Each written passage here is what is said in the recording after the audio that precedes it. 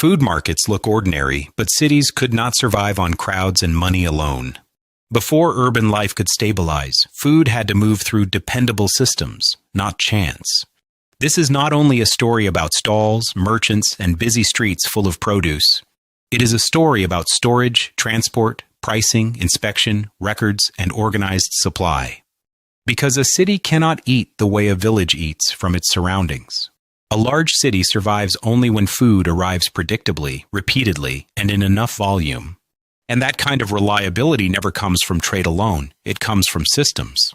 For most of history, feeding a city was one of the hardest political problems.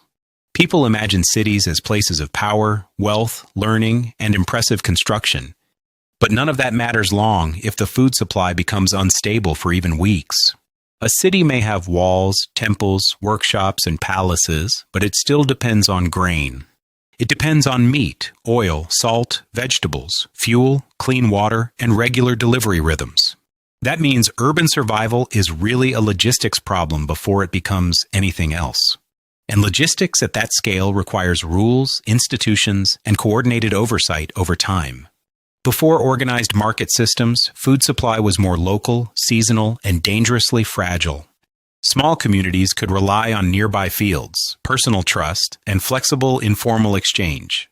But large cities could not depend on memory, improvisation, and good weather forever. Once populations concentrated behind walls, every shortage became more dangerous and more political. A hungry countryside suffers badly, but a hungry city can become explosive very quickly. Crowded populations react faster, panic spreads faster, and unrest becomes harder to contain. That is why food systems became central to urban government long before modern economics. City authorities learned early that survival depended on making food circulation dependable. Not perfectly dependable, because no system defeats drought, war, or plague completely, but dependable enough that ordinary disruption would not become immediate urban crisis. That is where markets become more than places to buy and sell necessities. They become regulated interfaces between countryside production and urban consumption at scale. And interfaces only work when movement, information, and trust are carefully organized. A food market is not powerful because it gathers sellers in one place. It becomes powerful when it can absorb variation and still keep a city fed. That requires roads, carts, pack animals, river traffic, storage rooms, and trading routines. It also requires weights, measures, timetables, inspectors, and ways to settle disputes. Because if grain quality is uncertain, price becomes uncertain, and trust collapses quickly. If trust collapses, hoarding rises, panic buying rises, and shortages grow much worse.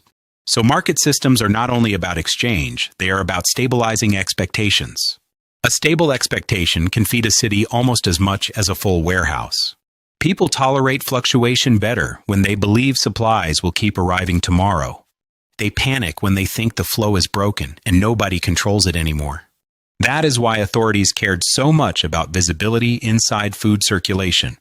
They needed to know what was arriving, what was spoiled, and what was missing. They needed to know who controlled stock, who set prices, and who blocked movement. This is where bureaucracy enters the story, even if the market looks informal. Someone has to record quantities, enforce measures, inspect quality, and supervise order. Someone has to maintain roads, protect convoys, and coordinate access to routes. Someone has to decide when to intervene, release reserves, and punish speculation. Without those systems, a market may exist physically, but it stays politically weak. A weak market can distribute food on good days, but it cannot protect a city. A resilient food market needs buffers, and buffers are always system-dependent in practice. Storage is one of the most important buffers in the whole history of cities. Harvests happen seasonally, but urban consumption happens every single day without pause. That gap between seasonal production and daily need must be bridged somehow. Granaries, warehouses, salt stores, and preserved goods made that bridge physically possible. But managing those reserves required rules about ownership, access, timing, and accountability. Stored food is politically sensitive because it represents delayed survival in material form. If reserves are hidden, stolen, spoiled, or monopolized, the whole city feels vulnerable. So cities built oversight around storage long before modern economic theory existed. The same logic applies to transport, another invisible foundation of urban survival. Food is useless to a city if it remains abundant only in the countryside. It must cross distance quickly enough to stay edible and affordable for urban buyers. That means roads must be usable, bridges must hold, and port access must function. It also means tolls, checkpoints, and local powers cannot choke circulation too easily. A city survives when food routes stay open, not merely when farms stay productive. That is why states often treated food routes as strategic assets, not normal commerce. A blocked grain route could be as dangerous as an enemy army at the gate.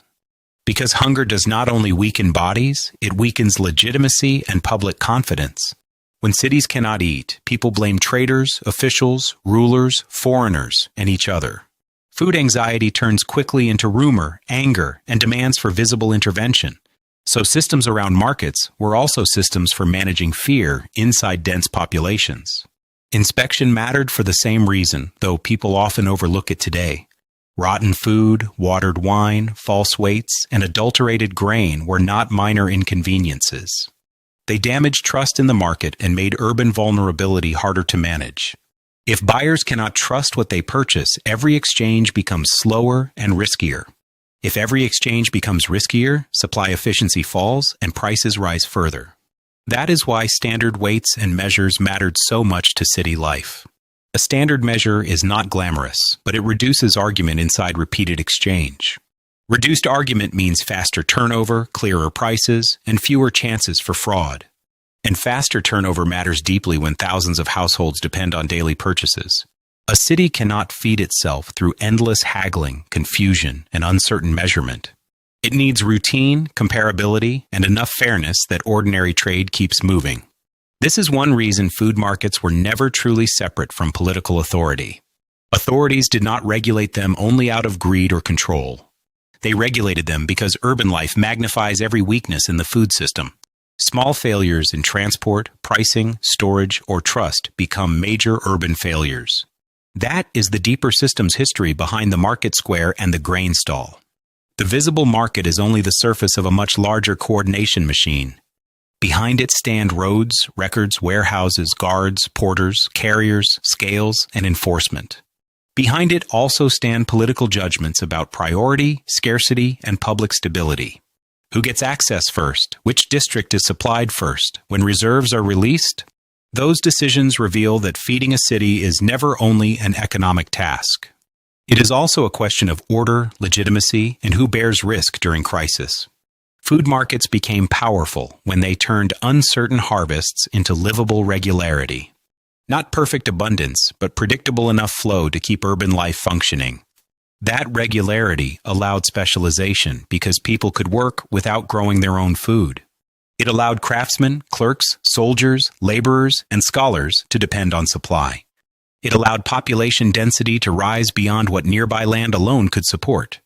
And once density rose, the city became even more dependent on system quality. That dependence created a feedback loop between markets and urban administration. Better systems fed bigger cities, and bigger cities demanded even stronger systems. Over time, those systems changed the shape of politics as much as commerce. Rulers who could feed cities gained legitimacy, tax capacity, and greater social control. Rulers who failed to feed cities faced unrest, weakened authority, and recurring instability. That is why grain policy, market supervision, and price control appear so often. They were not side issues. They were central to the survival of urban civilization. Even today, modern food systems still reveal the same logic at larger scale. Cities live by continuous circulation, not by one-time abundance or symbolic wealth. Supermarkets look modern, but they still depend on storage, routing, standards, and trust.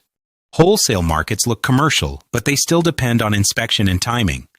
The technologies changed, yet the system's logic remained surprisingly consistent across centuries. Urban survival still depends on keeping food visible, mobile, measurable, and manageable. That is the hidden reason food markets mattered before cities could truly endure. They were not merely places where food was sold after arriving from somewhere else. They were systems that turned agricultural uncertainty into urban survival day after day. And once those systems became dependable enough, cities could grow larger than nature alone allowed.